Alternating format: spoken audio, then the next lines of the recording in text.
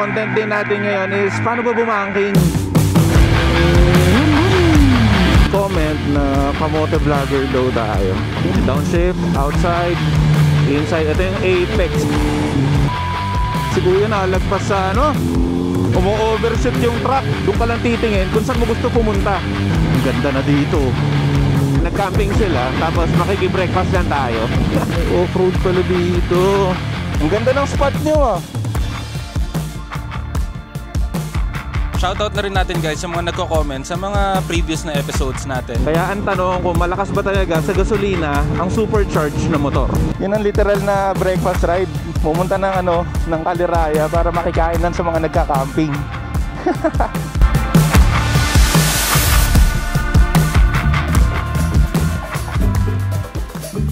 What's up guys? Another day, another vlog. So bale tara guys, biyahin na muna tayo. So nandito tayo ngayon sa may Alabang. So nag full tank na tayo guys dun sa may BF Resort na Uni Oil. Tumakbo na tayo ng 7.2 kilometers. So tara, biyahe muna tayo. Yan, papasok na tayo ng SLEX. Ganda ng weather oh. Tayong-tayo yung araw. Actually guys, Wednesday pa lang ngayon. Hindi tayo nakapag-ride nung Sunday kasi nga medyo maulan. Tapos medyo marami rin tayong ginagawa. So dapat magre-ride ako kahapon, which is Tuesday. Pero sobrang lala ng ulan eh. Ngayon tingnan natin kung magtutuloy-tuloy ba yung ganitong klaseng weather. Yan, papasok na tayo ng SLEX. Hindi ko na naman na-check kung may balance ako. Yan o, kahit may nakalagay na pass-through guys, hinihintuan ay no. Nababasa pa din eh. Kasi pag hindi nabasa yan, baka doon tayo singilin sa pinakadulo. Time check pa rin tayo guys, 7:17 ng umaga. Weather update, maganda. Kagabi iniisip ko kung magra-ride ako ngayong umaga eh. Tapos itatry pala natin guys kasi Wednesday ngayon. Usually nag-upload tayo is Thursday. So titignan natin kung kaya natin i-edit ng isang gabi lang. So tingnan natin. So kung mapanood nyo to ng Thursday, magsabihin, kinaya natin. Mabilis ang edit lang naman.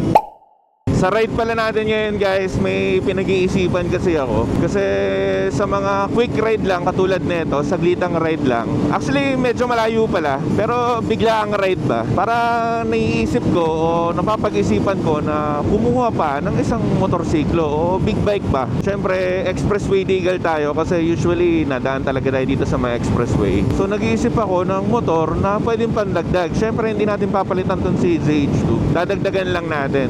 Marami tayong option eh kasi meron tayong gustong adventure bike. Actually nung pinakauna na nagustuhan natin na adventure bike is yung sa CF Moto na 800MT, yung bago nila ngayon na malaki na yung TFT display. Tapos hindi ko alam kung nung katagalan parang natuon ako sa ibang brand tulad ng Honda. Nakapag-try tayo ng adventure bike sa Honda which is yung Transalp. Tapos meron pa silang top of the line na brand which is ang pangalan is yung Africa Twin nga. Pero medyo pricey kasi ang Africa Twin eh. So naghahanap pa tayo ng ibang option at dumating sa atin yung Honda XADV 750. Medyo natuwa tayo sa bike na yon. Nakakasabay siya sa mga liter bike, na ibabanking natin. At lalong-lalo na guys, may may lalagyanan siya sa ilalim ng upuan. So hindi ko na kailangan magdala ng bag. Kung magdadala man tayo ng mga tripod o selfie stick, hindi na natin kailangan magdala ng mga bag. So mas swabe, di ba? So makakapagdala din tayo ng drone. So nakita ko guys, medyo maraming interested at nanood nung XADV natin na episode kung saan dinala natin sa Tagaytay tapos nagparilaki tayo dun. So titignan natin, parang ang sarap din talaga eh. Yun din talaga yung parang number 1 na iniisip ko ngayon, which is yung Honda XADV na 2025 version. Ang 2025 kasi guys, meron na siyang cruise control, tapos yung DCT niya is parang version 2 na. So parang pinatalino na nila yung pag-shift ng gear. So magiging swabe. Tapos compare naman sa price nung brand new na 2024 model, pati price ng 2025 model is hindi naman ganun nagkakalayo. Parang 10,000 lang yung difference nung presyo sa SRP. Naisip din pala natin dahil dun sa XADV is pwede siyang pang expressway dahil nga road legal siya. Tapos pwede rin siyang pang off-road kasi nga adventure bike din siya. So maxi scoot siya tapos crossover na adventure bike. Naka spoke wheels din. Yung tires din niya is pang off-road o pang gravel. manual. So, diba? Tapos may lalagyanan pa. May mga nakikita pa ako naka-setup na XADV na touring version eh. So, meron silang side pannier, meron silang top box, tapos makakapaglagay pa sa ilalim sa compartment, sa ilalim ng upuan. Diba? Panalo. Yun nga lang, isa sa mga downside talaga ng XADV is medyo pricey lang talaga. Actually, para magdadagdag ka na lang ng 100,000, parang brand yun na ng ZH2 yun eh. Diba? So, may mga tanong na iba dyan na parang, bakit ka gagastos ng ganyan para lang sa scooter, diba? Comment down below lang guys kung ano yung mga pwedeng maging pros and cons ng pagbili natin ng XADV o pagdagdag natin ng motor. Nagkwento lang tayo saglit, nandito na tayo sa may Santa Rosa na banda. Ang bilis talaga pag nagbo-vlog ka lang. Bilis ng oras. Hataw tayo. Woo! Tanggal ka lang. Hataw muna tayo saglit. Exit pala natin guys is Calamba. Hindi na tayo nakapagdala ng ng mapa. Lowbat kasi yung phone na ginagamit natin. Ang pupuntahan pala natin guys dito sa may Caliraya, sa may Lumban, Laguna. Caliraya Surf Camp pala yung tawag doon. Sa pupuntahan natin. So may-meet tayo doon. Actually parang breakfast ride na to kasi nag-camping sila. Basta makikita nyo na lang mamaya. Nag-camping sila. Tapos makiki-breakfast lang tayo. Makikigulo lang tayo sa camping nila. Tsaka tamang-tama, ang ganda ng weather ngayon. Panalo. Naisingit pa natin kasi kala ko hindi na ako makapag-ride ngayong linggo dahil nga maulan. Bomba tayo. Yo. So medyo sakto rin tong ride natin guys kasi papunta dun sa may Caliraya Surf Camp is may mga twisties tayong dadaanan. So sa may pagsanhan, pagkalagpas ang arko, kakanan tayo instead na kakaliwa, papunta dun sa may Lumban. So parang pa-backtrack tayo sa nakagawian natin na daanan. Medyo malapit na din tayo mag-exit. Bale, naka-Google Map lang tayo. Tapos naka-connect lang sa intercom natin. So after 3 kilometers, exit daw tayo ng Turbina. Nabanggit din pala natin guys sa intro natin kanina is i-check natin yung makukonsumo natin na gasolina dito papunta sa Lumban, Laguna. So sa huling part ng video natin is magpapagasolina tayo. Magpo-full tank tayo dun sa may BF Resort na Uni Oil para malaman natin yung pinaka-eksakto. Tapos na-reset naman na natin yung trip A natin. Malalaman natin yung eksakto at actual na kilometro na tinakbo natin. So ngayon tumatakbo na tayo ng 34 kilometers. Pa-exit na tayo dito sa Turbina. Sana wag umulan para makapag-banking tayo dun sa may Caliraya. Tapos tamang chill lang tayo dun. Dun pala sa pupuntahan natin sa Caliraya Surf Camp, sana wala nang entrance fee kasi saglit lang naman tayo dun. Kaya check natin. Kung hindi, marami naman pwedeng kainan dun kung di tayo makakapasok. So eto, pa-exit na tayo dito sa Turbina, Makiling. Yan. Woo! Dito na tayo, medyo traffic. Oh, may dalang bulaklak si kuya Medyo traffic. So, yun, speaking of banking mamaya, magbibigay na rin tayo ng konting knowledge natin o konting tips ba sa kung paano bumanking. So, hintayin na yan. May mga madadaanan tayong bankingan mamaya. Doon pala guys sa mga last episodes natin, first time natin makatanggap ng comment na kamote vlogger daw tayo. So, hindi ko alam kung anong ibig sabihin ng kamote talaga. O alam naman natin na hindi ka nasunod sa mga traffic rules. Basta-basta ka umo-overtake o nagko-cross ka sa mga dilaw na linya, umo-overtake ka sa mga hindi naman pwedeng overtaken, yung mga solid lane na dilaw, ganyan. Usually nagagawa lang naman natin yun pag kinakailangan. Ito, pasingit-singit lang tayo. May nagbungguan pala doon, kaya pala ang traffic. Anyway, ito parang ang sarap ilagay na ito sa ZH2. Pero pag tumakbo ka ng mga 100 pataas, tanga na, lipad na to. Shout out. Yan, kakaliwa tayo dito sa Bukal Bypass. Alam ko pagka lagpas dito is sa Bukal is doon na banda sa may Los Baños, yung maraming hot spring. Sarap magmotor, ngayon lang ulit ako nakapagmotor. Woo! Sana yung kalsada mamaya is medyo tuyo na doon sa may iikutan natin na loop, sa may mga twisties, para kahit pa paano masolve tayo ngayong araw. Makapag-banking tayo ng bahagya. Boss, pwede?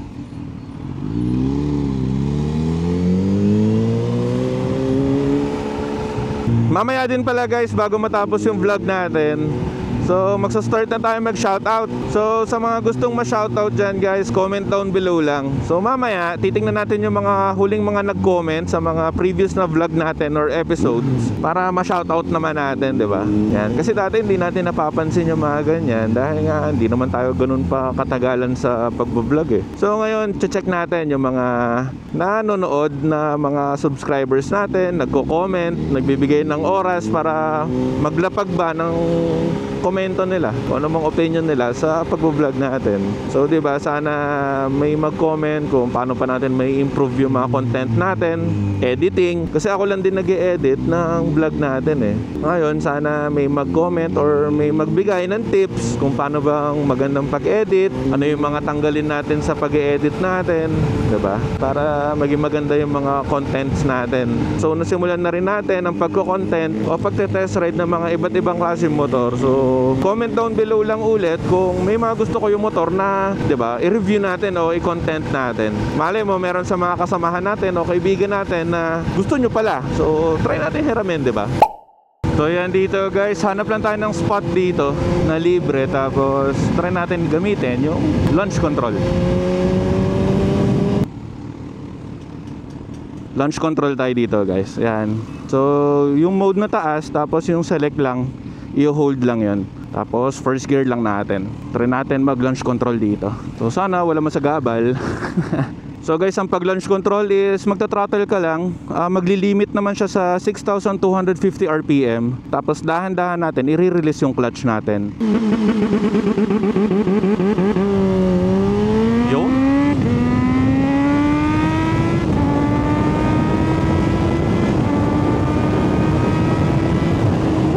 So pag pumasok kayo guys ng 4th gear, mawawala na rin yung launch control mode. So try pa natin ulit mamaya.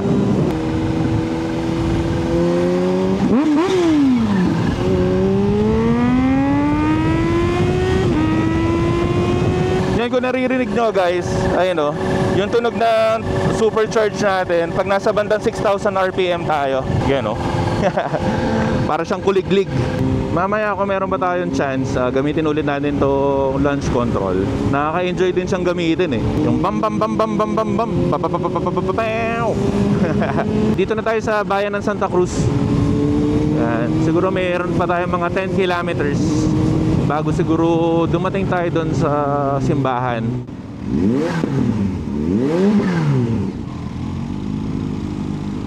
Hindi na tayo nakapag-launch control. Hindi ko maintindihan si kuya. Go na pala.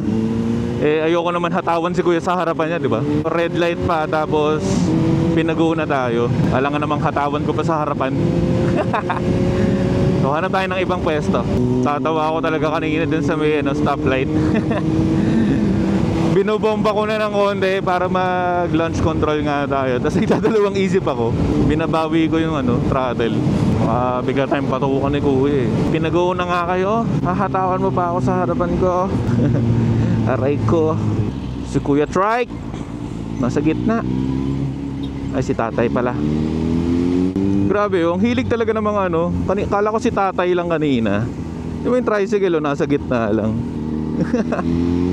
Si tatay din pala. Puta na, mamaligno na ata ako. Dalawang magkamukha na driver ng tricycle. Parehong nasa gitna. And guys, medyo natatanaw na natin yung arko na luma. So mamaya-maya twisties na tayo. Yan pagsanhan 1870, 1880. Yan, sa dulo nito kanan na tayo. Usually pag papunta tayo ng Calderaya is pakaliwa tayo eh. So ibahin naman natin. Pasok tayo sa kanan. Yan, dito muna tayo dadaan. Tapos alam ko dire-diretso na lang to eh. Paikot na to eh. So pag Sanhan Falls guys is kakaliwa kayo dito. Ito guys, kinainan na rin namin to yung aling talengs halo-halo. Yan, kasama natin sila Kuya Helson dyan. So yan guys, from dito medyo may magsisimula na yung twisties natin. Yan, 20 kilometers guys. Hanggang dun sa surf camp na yata yan, sa Caliraya Surf Camp. So dito medyo dahan-dahan lang muna tayo. Dahil nga masikip pa yung kalsada. Tapos umagang-umaga, maraming mga bata. Maraming mga nasa kalsada. Medyo maganda rin guys dumaan dito dahil nga yun, kurbada. Ang mahirap lang dito minsan may mga lubak-lubak, tapos medyo masikip yung kalsada, ganyan. Kasi yan, may mga truck pa na mga mahaba, kaya sana, 'di ba, maging clear yung kalsada. Hindi naman tayo hahataw ng puno ng tao dito. You know, may mga twisties na. Thank you, kuya. You know, twisties. Si kuya nalagpas sa sa guwit. Umu-overshoot yung truck. Yan, sarap oh. Nakatakot lang yung mga truck. Tinon nyo naman guys yung kalsada dito. Panalo. Downshift, trail brake, gas ng konti. So yun nga guys, ang content din natin ngayon is paano ba bumangking. So guys, eto, simula dito sa pakaliwa na to is outer lane muna kayo, tapos position, tapos kurba, tapos doon ka lang titingin kung saan mo gusto pumunta. Kahit ano pa yan, kahit ano pa makita mo, may makikita kang 5 piso sa kalsada, huwag kang titingin. Yan, o doon ka kagad tingin. Yan, pag may mga kasalubong kayo ng mga truck, glance lang ng konti, tapos sa kalsada pa rin, para hindi kayo ma-fixate kung saan kayo pupunta. Kaliwa, body position, tingin kung saan pupunta. Yan ulit. Outer, inner. Yan, huwag kayong titingin sa mga kasalubong ninyo, kasi doon kayo pupunta talaga. Yan, outer, inner. So slow down tayo, may hazard. Yan, tingin lang tayo sa malayo. Glance lang sa may harapan ng konti. Yan, tingin sa malayo. Pag straight, hataw.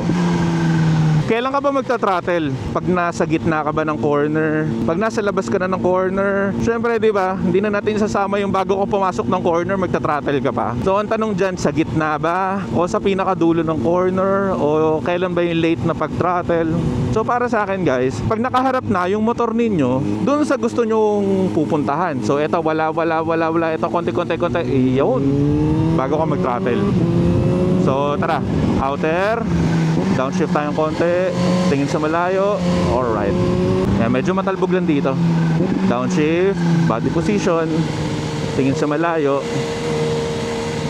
Tingin lang sa malayo, tapos tingin pa rin sa malayo.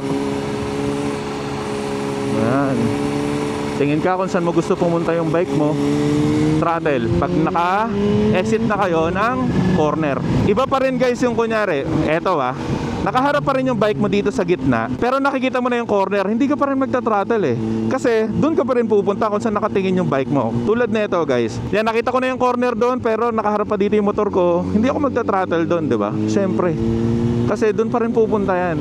Yan, medyo espaltado na dito. Ayos.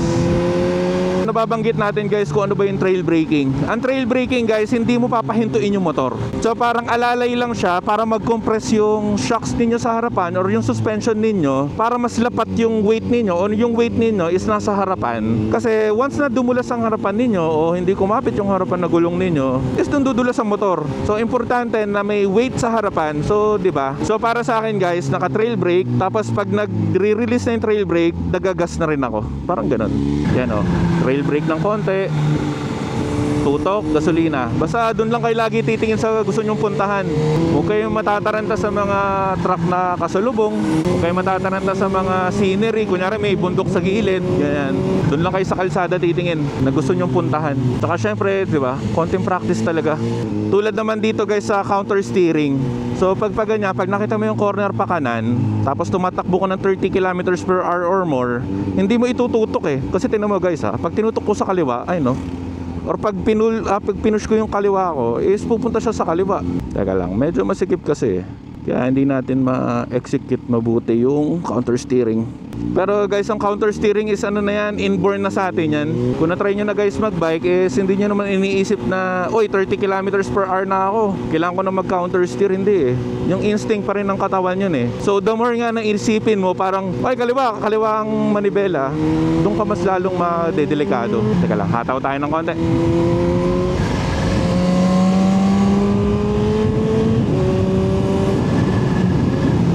Yan, downshift, sa mga gearing naman guys is lagi tayong 2 o 3. So second gear, third gear lang tayo. Hindi tayo nagpo-first gear guys kasi may tendency na pumasok sa neutral habang nasa corner tayo eh. So for safety na rin is second gear, third gear. O saan ba tayo? Siguro sundan lang natin tong highway. Hindi ko alam. So yun guys, tama nga, lagpas tayo doon. Dapat dumiretso tayo kanina doon. So ang nadaanan natin is yung Cavinti, Louisiana. So dapat nag-straight lang tayo doon sa Pagsanaan Cavinti Road. So balik tayo. Yan, eto dito tayo lumagpas. Nung sinundan natin tong guhit, kala natin dire-diretso lang eh. So dito pala tayo. Lumban Cavinti Road. Yan, bali 12 kilometers pa daw. So yun nga guys, sa basic banking natin na pinag-uusapan natin is outer, tapos set nyo yung entry speed nyo, tapos look where you want to go. So outer, brake, kung kailangan mag-downshift, downshift, look where you want to go. Ah wait lang, may nakita tayo dito guys oh. Yun oh. Ah, ito dati yung daan. Napapanood ko sa YouTube pala to. So etong tulay na to is bago na lang. So dati doon nadaan no. Ayun oh, may kalsada. So parang putol na siya, hindi na siya nagagamit. Ganda oh. Yung kalsada, umaapaw yung tubig no. Yan, dito tayo sa Cavinti, glamping capital of the Philippines. Yun pala no. Glamping capital pala to ng Pilipinas. The black campsite is where campers chill like celebrities. Welcome to Barangay Tibatib, Cavinti, Laguna. So ito guys oh, sa may pakaliwa ang kurbada. So outside. So brakes ng konti. Kung di kailangan, look where you want to go lang. So kailangan nating ano guys, tignan. Ano yan eh, parang yung utak nyo guys, once na nakita na ng utak nyo yan, ay no, yung pangalawang corner kagad is nakikita ko na. So kung tuloy-tuloy yung corner guys, tulad nito kanan, ayan, nakatingin na ako doon. So alam ko may tricycle, alam kong pakaliwa dahil dito sa marker na pakaliwa yung kurba. So parang ganun, mas nakakapag-prepare yung utak nyo. Kumbaga parang ano, nag-a-advance kayo mag-isip. So hindi kayo natataranta na kada kurba doon pa lang kayo nag-iisip, di ba? So kunyari ganyan, no? Look where you want to go.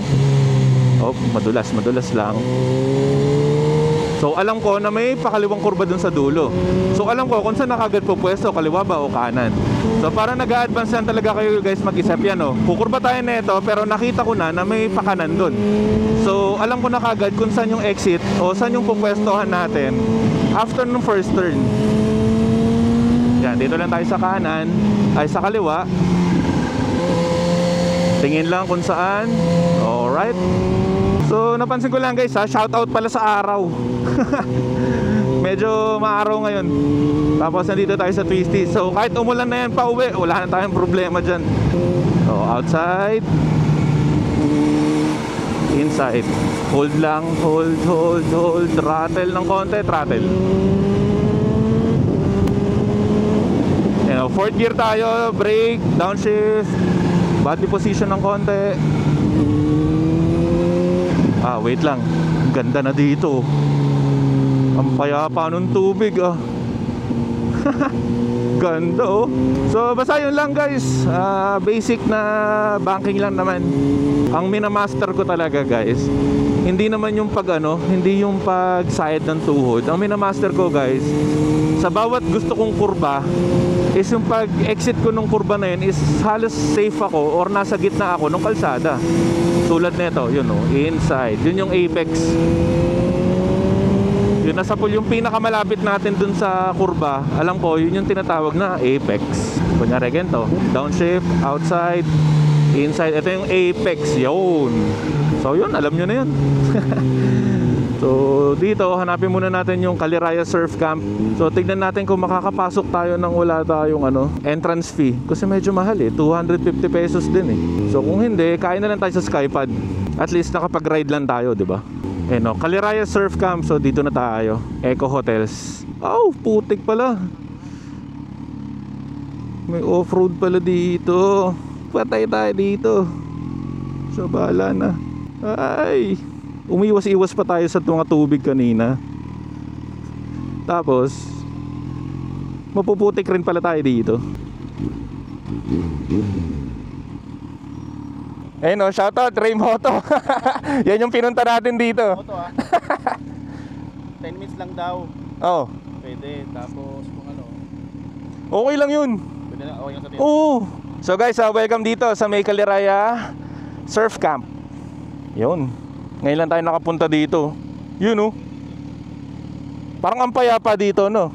Ayun guys, oh, natatanaw nyo ba yan? Yan na yung Caliraya Lake. Ayun oh. Ganda dito. Dito, private use. Eto guys, yung mga eco hotel nila, oh. Mga tiny house. Yan. Tapos meron dito, ano ba to? CR yata to eh. Hindi ko alam kung ano to eh. Parang wala lang pala. So yun. Doon tayo sa dulo. So guys, eto, may mga magaganda. So glamping capital nga talaga to.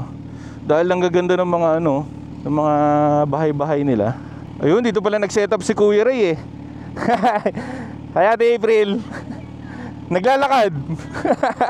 Ayaw niyo umangkas eh. Ang ganda ng spot niyo ah. Oh, ang ganda dito ah. Breakfast ride talaga. So yun guys, breakfast muna tayo dito. Breakfast ride talaga to eh. Yun ang ganda oh. Yun, so kain muna tayo.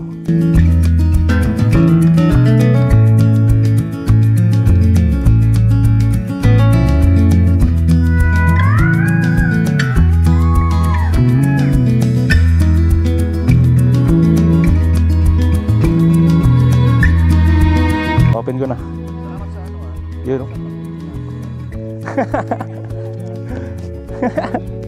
Yan guys, so ang ganda ng setup nila Kuya Ray dito. Yan, kumpleto sila, may tent, may upuan, lahat oh.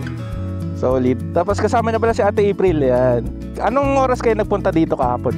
Tapos ang check out alas 12. Tapos guys, yung ano, yung pagstay nila dito, magkano? 500. So 100 sa motor, 200 sa kotse. So yun guys, shoutout din pala sa Caliraya Surf Camp. Pinapunta tayo dito nung hindi tayo nagbabayad. Subscribe kayo. Sa Kuya Ray, paano? Thank you sa pagkain Ate April. Thank you ah. Thank you. Yun, bye bye. Oy, ingat ah. Ingat kayo pa uwi. Ate April. Yun. Ayos. So shoutout dito sa ano, Caliraya. Pinayagan tayo na dumaan lang. Hindi tayo pinag entrance fee. Kuya, thank you. Thank you po. Solid nung adobo ni Kuya Ray. Yun ang literal na breakfast ride. Pumunta ng ano, ng Caliraya para makikain lang sa mga nagka-camping. So sa palabas natin guys is ang labas natin kanan tayo dito. So parang itutuloy na rin natin. Parang ano na rin siya, Caliraya Loop na rin. Yun, thank you Caliraya Surf Camp. So yun ulit guys, shoutout kay Kuya Ray Moto, kay Ate April, at pinakain tayo ng masarap na adobo. May mga ano pa eh, no? May konting anghang pa eh, kaya solid eh. Sobrang swak tong ride na to, sobrang breakfast ride lang. Yung sa Caliraya guys, yung sa surf camp, binigyan tayo ng 10 minutes para lang maki-breakfast. So kung magsistay tayo doon ng day camp is parang 250 plus yung parking or sa motor natin is 100, so 350 ang day camp nila. Yun guys, ito na yung sinasabi natin no. Yung sikat na destination dito sa May Caliraya. Ganda oh. Napakapayapa nung ano, nung lake. Yun oh, ganda oh. Sobrang payapa oh. Yun, panalo oh. Medyo mataas din tong elevation nito kasi may overlooking pa tayo nakikita doon. Habang nito paikot Caliraya Lake. So mamaya guys, pag pauwi tayo is kailangan muna natin mag full tank ulit. Tapos ang huling checkpoint natin is yun dun nga sa Uni Oil BF Resort para malaman natin kung ilan lahat ng litro na pinakarga natin o ilan lahat ng litro nang nakonsumo natin. Kaya ang tanong kung malakas ba talaga sa gasolina ang supercharged na motor. So guys, pagas muna tayo dito sa ano, sa Phoenix. Bale, pa full tank muna natin ulit to. Tapos kukunin natin yung ilang litro. Tapos mamaya full tank ulit tayo dun sa may BF Resort na Uni Oil para makuha natin lahat ng mga nakonsumo netong motor natin. Okay na yan kuya? So simula Las Piñas hanggang dito is kumonsumo tayo ng 10.5 liters. So ilan na ba natakbo natin? 144 kilometers sakto. Tapos kumonsumo tayo ng 10.5 na liters. So guys, ayun na, Bukal Bypass na tayo. Medyo malapit na tayo sa expressway. Ay, medyo traffic yun ah. Pero kahit pa paano, buti hindi umulan. Ganda ng weather. So ayan, pa-exit na tayo. SLEX 2 kilometers. So guys, sa tingin nyo, malakas ba kumonsumo ang supercharged na motor? So mamaya malalaman natin yan. So siguro balik na tayo pag exit natin.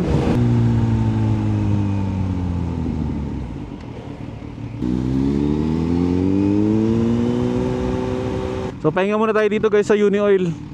Hindi etong Unioil yung titigilan natin yung isa pa, yung malapit doon sa may sa amin. Pahinga muna tayo, sakit ng puwet ko. So guys, habang naghihintay tayo dito at nagpapahinga, shoutout na rin natin guys yung mga nagko-comment sa mga previous na episodes natin. Tulad nito ni shoutout kay Trio Cyclist 3003. Sabi niya, magkakilala ba kayo ni Jeric P o J4? Hindi po, idol. Ay, nagugustuhan ko talaga mga ganitong vlog tulad ng kay Jeric P, Reed at kay J4. Ito pa, shoutout din kay DB World. Sabi niya, ang sarap mo. Masarap talaga yung ZH2 brother. Tapos, shoutout din kay Atan Ubanan. Yan, sabi niya, sayang lang daw yung kay Reed na binenta daw yung ZH2. Tapos sabi rin niya, di ka talaga mabibitin sa power ng ZH2. So, eto pala guys, si Joss KZ8510. Siya yung nagtatanong kung accurate daw ba yung sa fuel gauge natin, pati yung sa actual na tangke natin. Shoutout din kay Saint, yan, lobo natin yan, kalobo natin. Tapos, shoutout din kay Sir Jack Magno. Magsaswap daw siya ng ZH2 para sa XSR 900. Shoutout din kay Ray Moto na meron daw bang buy one take one na ZH2. So guys, yun. Sa lahat ng mga gustong ma-shoutout sa next vlog natin, comment lang kayo dito sa vlog natin na to. Next ride natin is isa-shoutout natin kayo. So tamang pahinga lang tayo, tapos punta na tayo sa Unioil. Hindi ito yun dun sa may kabilang Unioil, sa may malapit sa BF Resort. So yun, shoutout sa inyo lahat. So guys, ayun, approaching na tayo ng Unioil dito sa may BF Resort. So ang gagawin natin dito is magpapa-full tank lang ulit tayo para malaman natin yung konsumo natin, lahat-lahat ng binyahe natin. Full tank ko yan 95. So guys, ayun na, nagpakarga tayo ng 3.8 liters. So compute muna natin guys kung ilang litro yung na-konsumo natin. Nung unang paggas natin guys is 10.59 liters. Tapos dito nagpagas tayo ng 3.8. So lumalabas na 14.39 liters yung nakonsumo natin. So kukunin natin yung total distance traveled natin, which is 198.3, i-divide natin dito sa 14.39. So 198.3 divided by 14.39. So lumalabas guys na ang consumption natin is 13.78 kilometers per liter. So sa tingin nyo, malakas ba yun o tipid na? Para sa akin guys, sa ZH2 natin is dati kumukonsumo tayo ng 13.1 pag naka sports mode. Minsan 12.6, 7, 12.8 ganyan. So sa biyahe natin ngayon, buong biyahe natin, nag road mode tayo, nag highway tayo, na traffic tayo, stop and go. So nagbanking pa nga tayo, nagkonting bomba-bomba pa tayo. So comment down below guys kung malakas ba talaga yon para sa isang supercharged na motor.